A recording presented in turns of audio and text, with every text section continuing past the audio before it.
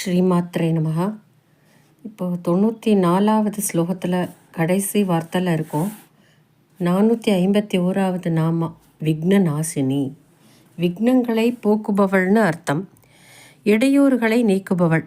ஞான யோகத்தின் வழியாக அம்பாளை அடைவது எப்படிங்கிறத இந்த அதிகாரத்தில் பார்த்துட்டு இருக்கோம். உபாசனையில் வழியில் என்ன விக்னங்கள் வந்தாலும் அதை நீக்குபவளாக விக்னநாசினியாக இருக்கிறாள். இதுக்கு தான் முன்னாடி குமார கணநாதாம்பா அப்படின்னு நேற்று பார்த்தோம். அதன் வழியில் நமக்கு சப்போர்ட் சிஸ்டத்தை கொடுத்து வழியில் வர இடைஞ்சல்களை அவள் நீக்கி விடுகிறாள்னு அர்த்தம் பண்ணிக்கணும்.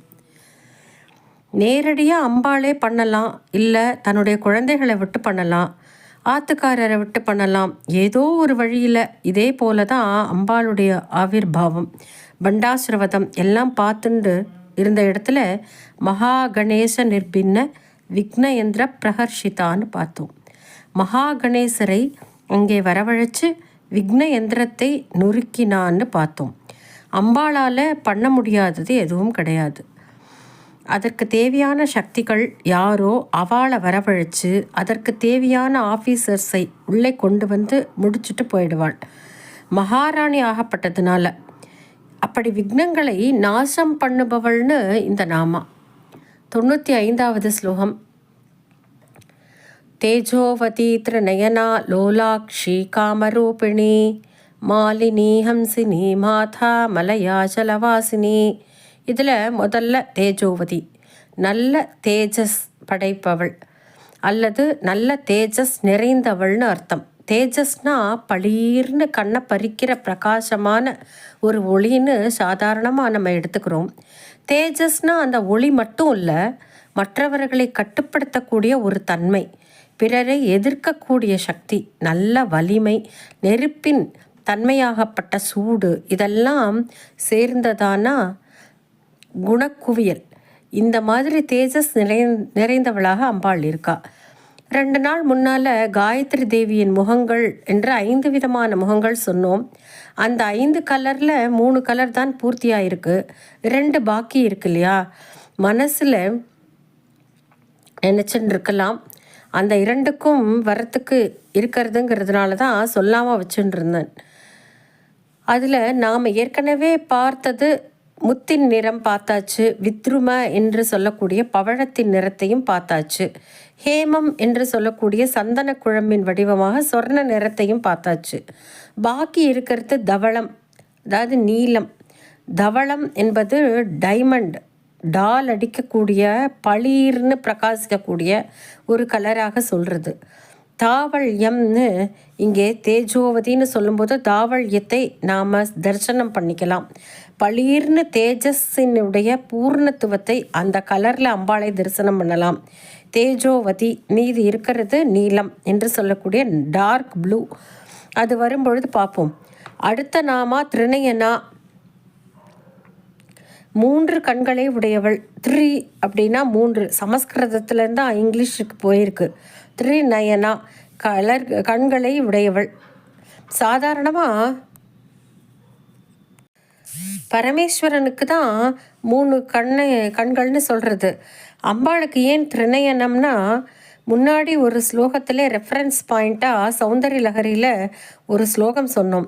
அம்பாள் எப்படி பரமேஸ்வரனையே முழுங்கிட்டாளோன்னு சந்தேகப்படுறேன் அப்படின்னு ஆச்சாரியால் கவித்துவமாக ஒரு வர்ணனை சொல்லி வச்சுருந்தாரே. அவன்கிட்ட இருக்க வேண்டிய திரிநயனம் இவள்கிட்ட இருக்குது. அவன் தலையில் இருக்க வேண்டிய சந்திரன் இவளுடைய தலையில் இருக்குது. அவன்கிட்ட இருக்க வேண்டிய அருணோபாசம் இவள்கிட்ட இருக்குது. இதையெல்லாம் பார்த்து அவனை இவள் முழுங்கிட்டாளோன்னு பூர்ணமா அப்படின்னு சந்தேகப்படுறேன்னு அங்கே வர்ணனையை சொல்லியிருந்தார். அங்கே திரிநேத்ராம்னு வருது. அம்பாளுக்கு இந்த 3 கண்களைன்னு வச்சு ரொம்ப அழகாக ஒரு ஸ்லோகம் பண்ணியிருக்கார் ஆச்சாரியால். 54வது ஸ்லோகம். பவித்ரீ கர்த்தும் நக பசுபதி பராதீன ஹிருதயே தயாமித்ரை நேத்ரைஹி அருணதவலஸ்யாமருச்சிபிஹி நதசோணோ கங்கா தபனதனயேதி த்ருவமமும் த்ரயாணாம் தீர்த்தானாம் உபநயசி சம்பேதமனகம். இதில் நமக்காக சேர்த்து பிரார்த்தனையாக வச்சுருக்கார். பவித்ரி கர்த்தும் நக அப்படின்னா எங்களை எல்லாரையும்னு தன்னையும் நம்மளோட சேர்த்துண்டு சொல்கிறார். பாடியிருக்கிறது நமக்காக. அவருக்கு பவித்திரமாறத்துக்கு என்ன இருக்குது? எங்களை எல்லாரையும் பவித்திரமாக்கிறதுக்காக என்று ஆரம்பிக்கிறார். யார்கிட்ட பிரார்த்தனை பண்ணுறார்? பசுபதி பராதீன ஹிருதயே, தன்னுடைய ஹிருதயத்தை பசுபதிக்கு கீழே இறங்கினதாக வச்சுருக்கிற அம்பிகையே, தயாமித்ரைகி நேத்ரைகி, தயை நிரம்பின உன்னுடைய கண்கள், அருண தவள சியாம ருச்சிபிகி, அருணம் தவளம் சிவப்பு நீளை வெள்ளை சியாமம் என்கின்ற கருப்பு அல்லது டார்க் ப்ளூ, சியாமம், இந்த 3 கலரான உன்னுடைய கண்ணை பார்க்கும் பொழுது இந்த 3 புண்ணிய நதிகள் ஞாபகத்துக்கு வர்றது. சிவப்பு கலரை பார்க்கும் பொழுது சோனோ என்ற நதி, அதிலிருந்து தான் சோனபத்ரம் என்னும் பிள்ளையாரின் கல் கிடைக்கிறது. சோனா நதி ஞாபகத்திற்கு வருது. இந்த வெள்ளை கலரை பார்க்கும் பொழுது வெள்ளை வெளையர்னு பவித்திரமாக இருக்கிற கங்கை நதி ஞாபகத்துக்கு வருது. சியாமவர்ணத்தை பார்க்கும் பொழுது யமுனா என்னும் நதி, அதற்கு காளிந்தி என்றும் பெயர் உண்டு. அதனுடைய கலர் அப்படி இருப்பதனால காளிந்தி. இந்த 3 புண்ணிய நதிகளும் உபநயசி திரணயனாம் தீர்த்தானாம், இந்த 3 புண்ணிய நதிகளும் உபநயசி சம்பேத மனகம் என்கிறார். இந்த 3 நதிகளையும் கிட்டக்க கொண்டு வந்து ஒன்றா சேர்த்து எங்களை நீ புண்ணியமாக்கப் போகிறாய் நீ என்று சர்வ நிச்சயமாக தெரியறதுங்கிறார். திருவமமும் ரொம்ப கிளியராக தெரியறது என்று இந்த ஸ்லோகத்தில் அம்பாளின் திருநேத்திரங்களை பற்றி பேசுகிறார் ஆச்சாரியால். வெள்ளை, கருப்பு அல்லது கருநீலம், சிவப்பு அப்படின்னு பார்க்கும் பொழுது பரமேஸ்வரனுக்கு திருநேத்திரம் என்று சொல்லும் பொழுதும் சோம சூரிய அக்னி லோச்சனா என்கிறோம். நீல, சூரியன், அக்னி, இந்த மூன்றையும் கண்களாக கொண்டவள் என்று அவனேதான் இவள் பாகம் பெரியாளாக இருக்க கொண்டு இந்த 3 தான் இவளுக்கும் கண். இதுக்கு முந்தின ஸ்லோகத்தில் 53வது ஸ்லோகத்திலையும் இந்த 3 வர்ணங்களில் இருக்கக்கூடிய கண்கள் என்பதை வச்சு ஒவ்வொரு கண்ணும் ஒவ்வொரு குணத்தை குறிக்கிறது என்று, வெண்மை, சிவப்பு, கருப்பு என்பது ரஜஸ், சத்வ, தமோ குணங்களை குறிக்கிறது என்று சொல்லி அந்த ஒரு கண்ணின் நிறமாக ஒவ்வொரு காரியங்கள் நடக்கிறது, முத்தொழில்கள் நடக்கிறது, சிருஷ்டி, ஸ்திதி, சம்ஹாரம் என்று 3ம் வெண்மை, சிவப்பு, கருப்பு என்ற 3னால் நடக்கிறதுன்னு ஆச்சாரியால் அங்கே சொல்லியிருக்கார். அம்பாளோட திருநேத்திரத்திற்கு ஆச்சாரியால் இதை மென்ஷன் பண்ணியிருக்கார். எப்படி மூக்க கவி அம்பாளுடைய கடாட்சத்தை பற்றியே 100 ஸ்லோகம் எழுதினாரோ அது மாதிரி ஆச்சாரியாளுக்கு அம்பாளுடைய நயனங்களையும் அதனுடைய வர்ணங்களையும் பற்றி சொல்லி அவருக்கு சலிக்கலை. அதனால் 48வது ஸ்லோகத்திலையும் அஹசூதே சவ்யம் தவநயன மர்காத்மகதையா திரயாமம் வாமம் தே ஸ்ருஜதி ரஜனி நாயகதையா திருத்தீயா தே திருஷ்டிர் தர தலித ஹேமாம்புஜ ருச்சிகி சமாதத்தே சந்தியாம் திவச நிசயோ அந்தரச்சரி. இந்த ஸ்லோகத்தில் அம்பாளுடைய 3 கண்களை எப்படி என்னென்ன விதமாக இருக்குன்னு வர்ணனை கொடுக்குறா. ஒரு கண் சூரியனாக இருந்துட்டு பகலை கொடுக்கறது, வெளிச்சத்தை கொடுக்கறது. இன்னொரு கண் குளிர்ச்சியாக இருக்கிற நிலாவாக இருந்துட்டு அமைதியான ராத்திரியை கொடுக்கறது.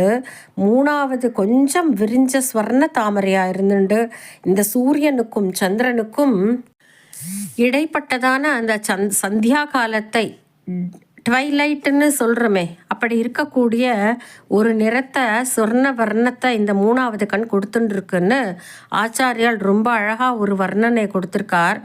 அப்போது இந்த விஷயத்தை வச்சு பார்க்கும் பொழுது சூரியன்னா அம்பாளுடைய வலது கண்ணாகத்தான் இருந்தாகணும். ஏன்னா by detection, process of detection, எதெல்லாம் எங்கெங்கே இருக்குங்கிறத ஸ்திரமான பொசிஷனில் வச்சு அதுக்கு ரிவர்ஸில் தான் வர முடியும். நெற்றிக்கண்ணானது தேஜோமயமானது. பரமேஸ்வரனுடைய தீப்பொறி நெற்றிக்கண்ணிலிருந்து வந்ததுன்னு சொல்கிறோம். அப்போது தேஜஸ், அக்னிஸ்வரூபமாக இருக்கக்கூடியது நெற்றிக்கண் என்று. சிவப்பு கலர் கண் அங்கே போயிடுத்து. இன்னொரு கண் சந்திரனாக இருக்குது. நல்ல அமைதியை கொடுக்கறதுன்னு சொன்னாக்கா சந்திரன். குளிர்ச்சினாலே அது அம்பாளுக்குள்ளது. ஹிமகிரி சுதே என்பதனால அம்பிகைக்கு உள்ளதான ஒரு விஷயம். ஆகையினால பரமேஸ்வரனுக்கு உடம்பு அர்த்தநாரீஸ்வர ஸ்வரூபம்னு பார்த்தாலுமே இடது பாகம் அம்பாளுடையது. இடது பாகம் இடது கண் சந்திரனாக தான் இருக்கணும். அப்போது பை ப்ராசஸ் ஆஃப் டிடக்ஷன் இரண்டும் போயாச்சுன்னா பாக்கி இருக்கக்கூடியது சூரியன் வலது கண்ணாக இருக்குன்னு தெரிஞ்சுக்கலாம். திரிநேத்ராம் பஜேன்னு சொல்லி சப்தசதி ஸ்லோகம் தியான ஸ்லோகத்திலேயும் முதல்லையே வர்றது. விப்ராணாம் அனலாத்மிகாம் சசிதராம் துர்காம் திரிநேத்ராம் பஜேன்னு. அப்படி திரிநேத்திரையாக இருக்கக்கூடிய துர்க்கையை நான் பஜிக்கிறேன் என்று தியான ஸ்லோகத்தில் வருது. இது ரொம்ப விசேஷமான ஒரு நாமா திரிநயனா. அடுத்தது லோலாக்ஷி காமரூபிணி. லோலாக்ஷின்னா லோலம்னா சுத்துறது, அக்ஷின்னா கண்ணை உடையவள். லோலாக்ஷி மீனாட்சியை போல லோலாக்ஷி. காமரூபிணி காமம்னா ஒரு இச்சை, அப்படி சுழன்று இருக்கிற கண்களை உடையவளான, அதாவது இச்சையினால் சுழன்று கொண்டு இருக்கின்ற கண்களை உடையவளாக இங்கே அம்பாளை வர்ணிக்கிறது. இது ஞான யோக மார்க்கத்தை பற்றி பேசின்னு இருக்கோம். இந்த அதிகாரத்தில் ஞானத்துக்கு நடுவில் எங்கே இச்சை வர்றதுக்கு இடம் இருக்குன்னு பார்த்தா அம்பாளின் மனசில் என்ன இச்சை வச்சுன்னு இருக்கா? தன்னுடைய பக்தனுக்கு ஞானத்தை சித்திக்க வைப்பதற்காக அவள் காத்துருக்கா. தன் குழந்தைகளுக்கு நல்லதை செய்யணுங்கிற இச்சை மாத்திரமே அவளுக்கு இருந்துருக்கு. அந்த இச்சையினாலேயே அவளுடைய கண் இந்த பக்கம் அந்த பக்கம்னு சுத்தின்ண்டே இருக்கான். எதனால் சுத்தின் இருக்கு? மீனாட்சியாக அவள் இருக்காளே, இந்த மீனாட்சியினுடைய கண்கள் சுத்தின் இருக்குன்னு சொல்லி ஆச்சாரியால் ரொம்ப அழகான வர்ணனையை கொடுத்துருக்கார் சௌந்தர்ய லஹரியில். அந்த வர்ணனையை பார்த்துட்டோம்னா எதுக்காகன்னு புரிஞ்சுக்கலாம். ஸ்லோகம் 56 முதல் 2 வரியில் ரொம்ப அழகான ஒரு கற்பனை. தவா பர்ணே கர்ணே ஜபநயன பைஷுன்ய சகிதா நிலீயந்தே தோயே நியதமனிமேஷா சபரிகா. இதில் எப்படி ஆச்சாரியால் கற்பனையை கொண்டு வரார்? மீன்கள் சாதாரணமாக தண்ணீரில் மேல் மட்டத்தில் நீந்தாதான், ஏன் உள்ளுக்குள்ளேயே அடி நீச்சல்லையே இருந்துருக்கு. ஒரு ரீசனிங் கொண்டு வரார்.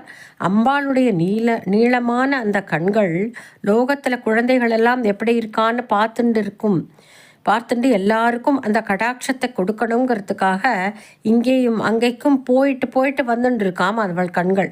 அப்படி போகும்பொழுது அந்த கண்கள் காது வரைக்கும் போயிட்டு வர்றது. நல்ல நீளமான தாமரை இதழ்கள் போன்ற கண்கள், அதனால் காது வரைக்கும் போயிட்டு வருது. 2 திசையிலையும் இப்படி போயிட்டு வரதை பார்த்து மீன் என்ன நினச்சிதான், அந்த கண் காதுகிட்ட ரகசியமாக நம்ம கோழி மூட்டி விடுறது அப்படின்னு மீன் அதை நினச்சி பயப்படுறதான். என்ன சொல்லி கோழி மூட்டி விடும்னா, எப்படி இந்த கண்ணான நான் 4 திசையிலையும் போயிட்டு ஒரு க்ஷணம் கூட மூடாமைக்கு போயிட்டு வந்துட்டு இருக்கேனோ, அது மாதிரி எனக்கு போட்டி போன்ற மாதிரி இந்த மீன்களும் சலிக்காமைக்கு ஜலத்துக்குள்ளே போயிட்டு வந்துட்டுருக்கு. அதனால் எனக்கு போட்டி பண்ணுற மாதிரி இருக்குன்னு சொல்லி அந்த கண்கள் அது காதுங்க கிட்ட கம்ப்ளைண்ட் பண்ணி சொல்லி கொடுக்கறது. அதுக்காக அம்பாள் நமக்கு தண்டனை கொடுத்துடுவாளோ அப்படின்னு நினச்சி மேலேயே தலை காட்டாமல் அடியிலே முங்கி நீச்சல் பண்ணின்னு இருக்கான் என்று அழகான ஒரு கற்பனையை இங்கே கொடுத்துருக்கார். இதில் விசேஷம், மீன் எப்படி ஒரு இடத்துல நிற்காம சலிக்காமல் போயிண்டே இருக்கோ, அது மாதிரி அம்பாளின் கண்களான தடாகத்தில் மீன்களாகிய விழிகள் இந்த பக்கமும் அந்த பக்கமும் சலிக்காமல் போயிண்டே இருக்குது. அதற்கு என்ன காரணம்னா, வக்ரலக்ஷ்மி பரிவாக ஜலன்மீனாபலோச்சனான்னு முதல்லையே பார்த்தோம். அந்த விழிகள் 4 பக்கமும் பார்த்து எந்த குழந்தைக்கு அனுகிரகம் வேணும்னு, அந்த குழந்தைக்கு கடாட்சம் தேவைப்படுறதுன்னு பார்த்து கடாட்சத்தை பொழிஞ்சுட்டே இருக்கான். அவளே ரட்சிப்பவளாகவும் இருப்பதனால் யாருக்கும் எந்த குறையும் இல்லாமல் 4 திசையிலையும் பார்த்து பண்ணின்னு இருக்காளாம். மீன் எப்படி கண் கொட்டாமல் இருக்கோ, அது மாதிரி இவளும் கண் கொட்டாமல் 4 திசையிலையும் போயிட்டு வந்துட்டு எல்லாருக்கும் அனுகிரகம் பண்ணின்னு இருக்கா என்பதாக இந்த ஸ்லோகம் சொல்லியிருக்கார். இதிலேருந்து தெரிஞ்சுக்க வேண்டியது, லோலாக்ஷி, திரிநயனா ரெண்டையும் பார்த்தோம். அதே கண்ணினுடைய இன்ட்ரெஸ்ட்டு இங்கே வருது. லோலாக்ஷி சுத்தின்ண்டே இருக்கக்கூடிய கண்கள், ஒரு இச்சையினால் சுற்றி கொண்டே இருக்கக்கூடிய கண். லோலாக்ஷி காமரூபிணி, இந்த விஷயத்தை மையமாக வச்சு தான் அபிராமி பட்டர் லோலாக்ஷியையும் திரிநயனாவையும் சேர்த்து ஒரே வழியில் கொண்டு வந்தார். ஆத்தாளே எங்கள் அபிராமவல்லியை என்று சொல்லி போகிற ஸ்லோகத்தில் கடைசியில் முக்கண்ணியை தொழுவார்க்கு ஒரு தீங்கும் இல்லையே என்கின்றார். முக்கண்ணி என்பது திரிநயனா வந்துடுத்து. தொழுவார்க்கு ஒரு தீங்கும் இல்லையே, அதுக்காகத்தானே, இந்த இச்சைக்காகத்தான் அவள் கண்ணு சுத்தின்னு இருக்கு. லோலாக்ஷி காமரூபிணின்னு இந்த விசேஷமான நாமா. உத்தரதந்திரத்தில் ருத்ராணி அப்படின்னு சொல்லக்கூடிய அம்பாளுடைய அம்சத்திற்கு 51 நாமாக்கள் வர்ணனையாக கொடுக்கப்பட்டிருக்கு. அந்த நாமாக்களில் முதல் ஆரம்பத்திலேயே வரக்கூடிய இந்த லோலாக்ஷி என்ற நாமா வருது. விசேஷமான லோலாக்ஷி நமக்காகவே சுத்திண்டு இருக்கு அப்படிங்கிறத மனசில் வச்சுட்டாலே தாயார் பேரில் நமக்கு இருக்கிற பக்தி இன்னும் பல மடங்கு வளரும். அடுத்த நாமாக்கு போவோம். மாலினி. மாலினின்னா 2 அர்த்தம் பண்ணலாம். ஒன்று, மாலைகளை அணிந்திருப்பவள். 2வது, மாலையை கையில் வைத்திருப்பவள். கையில் அக்ஷமாலை என்று 51 மாத்திருக்கா அக்ஷரங்கள் சொல்கிறோமே, அந்த அக்ஷரங்களையே மாலையாக ஆக்கி ஒரு அக்ஷரத்தை ஒரு மணியாக கோர்த்து 51 மணி கொண்ட மாலையாக அம்பாள் கையில் ஒரு வித்யாஸ்வரூபிணியாக அவள் கையில் வச்சுருக்கா என்று அர்த்தம் பண்ணிக்கலாம். தட்சிணாமூர்த்தி கையில் பார்க்கறது உண்டு அக்ஷமாலையை. அதே மாதிரி சரஸ்வதி கையில், பாலையனோட கையில், பிராமியோட கையில் எல்லாம் நாம் பார்க்கலாம். தியான ஸ்லோகங்களில் வரதுண்டு அக்ஷமாலையை கையில் ஏந்தியவள் அப்படின்னு அம்பாள் இருக்கா என்று. அடுத்தது ஹம்சினி. சாதாரணமாக நாம் மூச்சு எடுத்து விடும் பொழுது நமக்கே தெரியாமல் உள்ள ஒரு மந்திரம் ஜபம் ஓடின்னு இருக்கு. அதுக்கு ஹம்ச மந்திரம் அல்லது நாம உச்சரிக்காமல் தானாக நடக்கிறதுனால அஜபா மந்திரம் அப்படின்னு பேர். அந்த அஜபா மந்திரத்தின் வடிவில் அம்பாள் இருக்கான்னு ஒரு அர்த்தம் ஹம்சினி. ஹம்ச மந்திரத்தின் வடிவில் அம்பாள் இருக்கான்னு. 2வதாக ஒரு அர்த்தம், ஹம்சம்னா அன்னபக்ஷின்னு அர்த்தம் மாறுது. சௌந்தர்ய லஹரியில் 91வது ஸ்லோகத்தில் ரொம்ப அழகாக கவித்துவமாக ஒரு வர்ணனை பண்ணுறார் ஆச்சாரியால். அம்பாளுடைய நடை அழகு எப்படி இருக்குன்னா, சாதாரணமாக அம்சத்துணியுடைய நடை மாதிரி அன்னநடைன்னு சொல்கிறோமே தமிழ் இலக்கியங்களில், அன்னநடை என்பது முக்கியமாக இருக்குது. அதுபோல் அழகான நடைக்கு சொல்கிறது ஆச்சாரியால் என்ன சொல்கிறா, பதன்யாச கிரீடா பரிச்சயம் இவா ஆரப்து மனசகா என்று நடக்கும் பொழுது பாதங்களை எப்படி வைக்கிறதுனா விளையாட்டு. கிரீடா அப்படின்னா விளையாட்டு. அந்த விளையாட்டை பரிச்சயப்படுத்திக்கிறதுக்காக இந்த அன்னங்கள் எல்லாம் என்ன பண்ணுறதுங்களாம், அம்பாள் நடக்கிற அழகை பார்த்து அதே போல் தானும் காலை வச்சு பழகிறதான். ஆனால் வச்சு தன்னால் நடக்க முடியல, கீழே விழறது. இருந்தாலும் அந்த விளையாட்டை அது நிறுத்திக்க மாட்டேங்கிறது.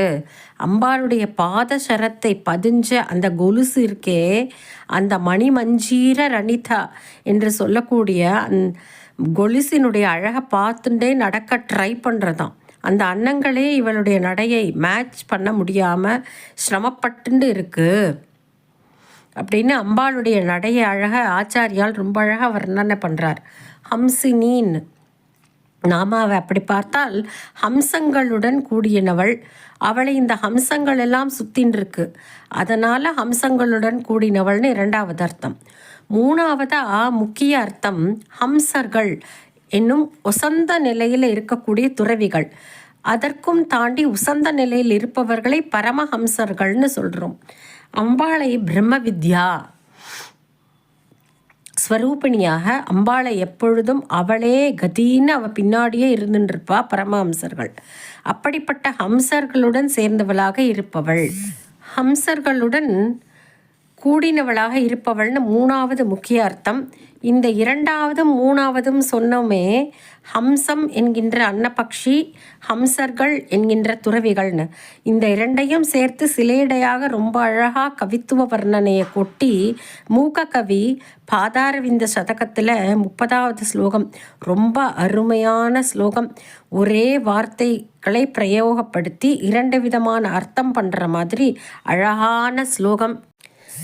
சிராத்ரிஸ்யா ஹம்சைஹ கதமபி சதா ஹம்சசுலபம் நிரஸ்யந்தி ஜாட்யம் நியத ஜட மத்யைகசரணம் அதோஷவ்யாசங்கா சததமபி தோஷாப்திமலினம் பயோஜம் காமாக்ஷ்யாः பரிஹசதி பாதாப்ஜயுகலீ. இதில் ஸ்லேஷையான வார்த்தைகள் ஹம்சஹா என்னும் வார்த்தையை ஹம்சம் என்னும் அன்னபக்ஷிக்கும் வச்சிருக்கார், பரமஹம்சர்களுக்கும் வச்சிருக்கார். ஜாட்யம் என்னும் பொழுது அஜ்ஞானம், மந்தமான அறிவு ஒரு பக்கம், இன்னொரு பக்கம் குளிர்ந்த தண்ணீர், ஜடம் அப்படின்னு சொல்லும் பொழுது ஒரு குளிர்ந்த தண்ணீர் அப்படின்னு ஒரு அர்த்தம் வருது. தோஷம் அப்படின்னு ஒரு வார்த்தைக்கு குறை என்று ஒரு அர்த்தம், அந்தி நேரம் அப்படின்னு ஒரு அர்த்தம். இந்த வார்த்தைகளை வச்சுண்டு அவர் என்ன விளையாட்டு விளையாடுறார், அம்பாளுடைய திருவடிகள் தாமரையை பார்த்து எள்ளி நகையாடுறதாம். அதை பார்த்து ஏளனமாக சிரிக்கிறது. அம்பாளுடைய திருவடி தாமரை போல என்று சொல்கிறோமே, அதையும் சாதாரண தாமரையும் 2 பக்கமும் கம்பேரிசன் வச்சு ஸ்லேஷை பண்ணியிருக்கார். முதல்ல இந்த திருவடி தாமரையை ஹம்சர்கள் தேடி தேடி அலையிறா, அவ்வளவு ஈஸியாக கிடைக்கிறதில்ல. ரொம்ப தேடின பிறகு தான் அவளுக்கு அது கிடைக்கிறது. சாதாரணமாக தாமரையோ ஹம்சங்களாகிய அன்னபக்ஷிகள் தேடாமைக்கு ரொம்ப ஈஸியாக கிடைக்கிறது. 2வது விஷயம் ஜடம் என்று சொல்லக்கூடிய குளிர்ந்த தண்ணீர். இன்னொரு பக்கம் அஜ்ஞானம். இப்போது திருவடித்தாமரை ஜடமாக இருப்பதை விரட்டி அடிச்சிடும், அஜ்ஞானத்தை விரட்டி விட்டுடும். ஆனால் சாதாரண தாமரை எப்பொழுதும் ஜடத்திற்கு நடுவிலே தான் இருந்துருக்கு. ஜடம் என்று சொல்லக்கூடிய குளிர்ந்த தண்ணீருக்குள்ளே தான் இருந்துருக்கு. இந்த திருவடித்தாமரையோ அந்த ஜடத்தை விரட்டி அடிக்கிறதுன்னு 2வது சொல்கிறார். 3வது பாயிண்ட்டு, இந்த திருவடித்தாமரை தோஷத்தை நெருங்காது, எந்த தோஷமும் இதனிடத்தில் நெருங்க முடியாது. ஆனால் சாதாரண தாமரை தோஷா என்னும் அந்தி நேரத்தை, அதாவது மாலை நேரத்தை வேற வழி இல்லாமல் தானே அதை நெருங்கி அது வாடி போயிடும் அப்படின்னு சொல்லி 3 கம்பேரிசன் கொடுக்கிறார். ஆகையிலால அம்பாளுடைய திருவடி தாமரைகள் சாதாரண தாமரையை பார்த்து பரிஹசம் பண்ணுறது பாதாப்ஜ யுகலி அப்படின்னு சொல்கிறார். காமாட்சியினுடைய பாத தாமரைகள் பயோஜம் என்று சொல்லக்கூடிய சாதாரண தாமரையை பார்த்து எள்ளி நகையாடுறது என்று அர்த்தம் பண்ணுறார். காமாட்சி என்று சொன்ன உடனே அம்பாளின் ஸ்வரூபம் மணக்கண்ணில் அப்படியே நிற்கிறது. மா என்று சொல்லக்கூடிய சரஸ்வதியும் லக்ஷ்மியும் 2 கண்களாக உடையவளாக அம்பாளுடைய வர்ணனை. லலிதாம்பிகை சாக்ஷாத் சுவாமி நமக்கு கண்ணுக்கு முன்னாடி நிற்கிறதா நமக்கு பெரியவா சொல்லியிருக்கா.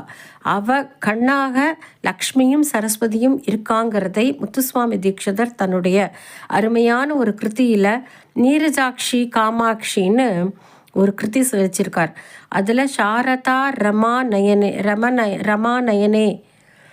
அப்படின்னு எழுதியிருக்கார். சாரதையும் ரமாவையும் நயனங்களாக கொண்டவளே என்று. சாரதானா சரஸ்வதி ஸ்வரூபம், ரமானா லக்ஷ்மி ஸ்வரூபம், 2 பேரையும் கண்களாக கொண்டவளே என்று காமாட்சியை அவ்வளவு அழகாக அங்கே ஸ்தோத்திரம் பண்ணியிருக்கார். அப்படிப்பட்ட காமாட்சியின் பெருமையை சொல்வதான மூக்க பஞ்சசதி 500 ஸ்லோகங்களுக்கும் ஒன்னொன்னும் ஒரு ரத்தனம். அப்படிப்பட்ட ரத்தனத்திலிருந்து ஹம்சினிங்கிற நாமாவை கற்றுக்கிறதுக்கு எடுத்துட்ட நம்மளும் பாக்கியம் பண்ணியிருக்கோம். அடுத்த நாமா மாதா அப்படின்னு சொன்னால் அம்மாவாக இருப்பவள். சாதாரணமாக அல்ல, மாத்திருக்கை என்று சொல்லக்கூடிய மாத்திருக்கா அக்ஷரங்களின் சக்தி வடிவமாக இருப்பவள், மாத்திருக்கா அக்ஷரங்களின் உயிராக இருப்பவள் அப்படின்னும் அர்த்தம் பண்ணிக்கலாம். அடுத்த நாமா மலையாச்சல வாசினி. அச்சலம்னா மலை, வாசினின்னா வசிப்பவள். மலையாச்சல வாசினி, மலையில் வாசிப்பவள். மலையன பர்வதம் என்று சொல்லக்கூடிய கேரள தேசத்தில் வாசம் பண்ணுகிறவள் என்று அர்த்தம் மாறுது. மலைய ஆலய பகவதி அப்படின்னு அம்பாளுக்கு பேர். அந்த மலைய ஆலய அப்படிங்கும்போது மலையாளம் அப்படின்னு ஆயிடுத்து. மலையாள பகவதின்னு ஆயிடுத்து. அடுத்தது 96வது ஸ்லோகம். சுமுகி நளினி சுப்ரு சோபனா சுரநாயிகா காலகண்டி காந்திமதி க்ஷோபினி சூக்ஷ்மரூபிணி. இதில் முதல் நாம் பார்த்துடுவோம். சுமுகி அப்படின்னா அழகிய முகத்தை உடையவள். அம்பாளுடைய பிள்ளைக்கு சுமுகர்னு பேர். அகத்தின் அழகு முகத்தில் தெரியும் என்பதை போல கணநாதருக்கு சிரிச்ச அந்த முகம் இருக்கே, யானைக்கு, சந்திரனுக்கு, கடலுக்கு இதெல்லாம் பார்த்தாலே தெரியக்கூடிய ஒரு அழகு. அதை பார்த்துட்டே இருக்கலாம் எந்த நேரமும். அதுபோல் கணேசருக்கு கஜானனம் என்று சொல்லக்கூடிய யானை முகம் இருப்பதனால அவருக்கு சுமுகர்னு பெயர். இங்கே அம்பிகையின் முகத்தின் அழகு எதனுடன் எதனுடைய அழகோடையும் கம்பேர் பண்ண முடியாது. அது எப்படி இருக்கணும்னு தெரிஞ்சுக்கணும்னா, பிரம்மத்தை தெரிஞ்சவனுடைய முகம் எப்படி பிரகாசமாக இருக்குமோ அந்த பொலிவை பார்த்து இப்படி தான் இருக்குமோன்னு சாந்தியோப உபநிஷத்தில் சொல்கிறது. நம்மளை பொறுத்தவரை தெரிஞ்சுக்க ஒரே வழி சாக்ஷாத் பெரியவாளை தரிசனம் பண்ணினா போரும். நம்ம இன்றைக்கும் நமக்கு பிரத்யக்ஷமாக அனுகிரகம் பண்ணிட்டு இருக்கக்கூடிய மகா பெரியவாளுடைய தரிசனத்தை பார்த்தாலே சுமுகம் என்றால் என்ன, ஒரு அழகு அப்படிங்கிறத நம்ம தெரிஞ்சுக்கலாம். அவரே அம்பாள் என்று தெரிஞ்சுக்கிறது ஒன்று. இரண்டாவது, பிரம்மத்தை அறிந்தவனின் முகம்னு சொல்கிறதே சாந்தோப்பிய உபனிஷத்தில் நமக்கு இவரே பரபிரம்மம் என்பதனால நம்மிடம் மனுஷனாக வாழ்ந்து காண்பித்ததுனால அந்த ஒரு வழியிலையும் பெரியவா முகத்தை தான் நாம் பார்க்க முடியும் என்பதாக இந்த நாமா சுமுகி. அடுத்தது நளினி, தாமரை குவியலாக இருப்பவள் என்று ஒரு அர்த்தம் பண்ணுறது. அம்பாளுடைய கண்கள் தாமரையாக இருக்குது, அம்பாளுடைய கைகள் தாமரையாக இருக்குது, திருவடிகள் தாமரையாக இருக்குது, அம்பாளின் முகம் முழுக்க தாமரையாக இருக்குன்னு எல்லாமே தாமரையை போன்று இருப்பதனால் பூர்ணமாக அம்பாளை பார்க்கும் பொழுது தாமரை குவியலை போட்டு வைத்தார் போல இருக்குது. தாமரை குவியலாக இருப்பவள் நளினி.